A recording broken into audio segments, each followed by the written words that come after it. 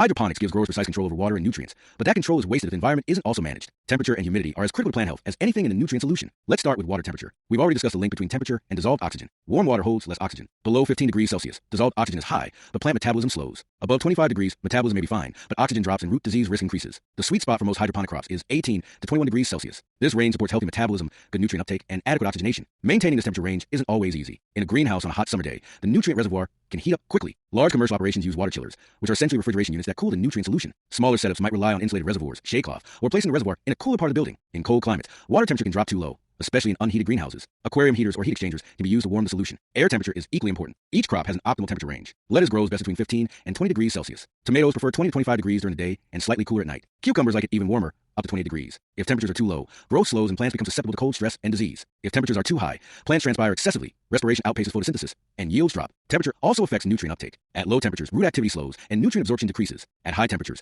transpiration increases, which can pull in more nutrients than the plant needs, leading to salt accumulation or nutrient imbalances. Day and night temperature differentials, called DIF, influence plant morphology. A positive DIF, where day temperature is higher than night temperature, promotes stem elongation. A negative DIF, where nights are warmer than days, produces more compact growth. Some growers manipulate DIF to control plant height and structure. Humidity is a percentage of water vapor in the air. It affects transpiration rate, which drives nutrient uptake. In low humidity, plants transpire rapidly. This can lead to water stress and excessive nutrient uptake. In high humidity, transpiration slows. This can limit nutrient uptake, especially calcium, which moves with water flow. High humidity also promotes fungal diseases like powdery mildew and botrytis. Most hydroponic crops do best at 50 to 70% relative humidity. Leafy greens tolerate higher humidity. Fruiting crops prefer it slightly lower, especially during flowering and fruiting. To reduce disease pressure, controlling humidity requires ventilation and sometimes dehumidification. Greenhouses use fans, vents, and evaporative cooling to manage air exchange and humidity. Indoor farms use HVAC systems with precise humidity control. In very dry climates, humidifiers may be needed. In humid climates, dehumidifiers are essential. Air circulation is also important. Stagnant air allows humidity pockets to form and prevents carbon dioxide from reaching leaf surfaces. Fans keep air moving, which strengthens stems and mechanical stimulation, distributes temperature and humidity evenly, and reduces disease pressure. Carbon dioxide concentration affects photosynthesis. Outdoor air contains about 400 parts per million CO2.